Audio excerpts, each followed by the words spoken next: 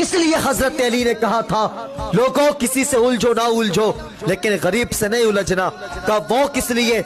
کہا طاقتور سے الجھو کوئی تو وہ طاقت سے بدلہ لے گا، اور اگر غریب سے الجھو گے اس کی آہ نہ خدا کے عرش سے ٹکرائے گی. اللہ اکبر. جب خدا بدلہ لے گا نا بچانے والا نصیب نہیں ہوگا، بچانے والا نصیب نہیں ہوگا.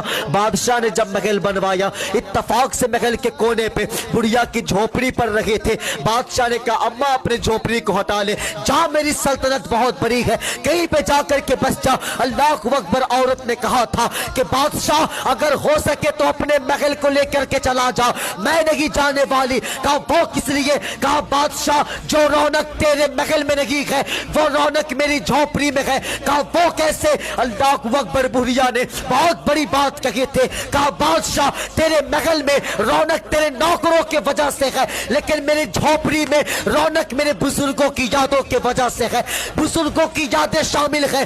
اللہ اکبر. بادشاہ نے کہا ہے کہ یہ بڑھیا آسانی سے نہیں ماننے والی ہے. غلاموں سے کہا جا حساب لگا دے، جیسے بڑھیا جھوپڑی سے نکلے گی اس کے جھوپڑی کو اڑا دینا. اللہ اکبر. اتفاق سے بڑھیا گھر سے نکلی ہے. اللہ اکبر. بادشاہ نے جھوپڑی کو توڑوا دیا ہے اور بڑی تیزی کے ساتھ محل کی دیواریں بنوا دیا ہے.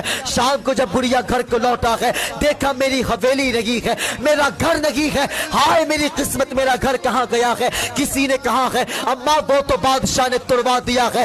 اللہ اکبر. اتنا سنا ہے ایک آہ نکلی ہے، آسمان کی طرف دیکھتی ہے اور کہتی ہے اے میرے پروردگار میں تو اپنے گھر سے غائب تھی لیکن تو کہاں تھا؟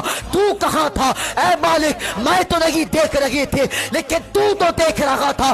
مالک انصاف تو میں نہیں کر سکتی لیکن تو انصاف کر سکتا ہے. زمانے نے دیکھا تھا کہ جو محل زمین کے اوپر تھا اب وہ زمین کے نیچے چلا گیا.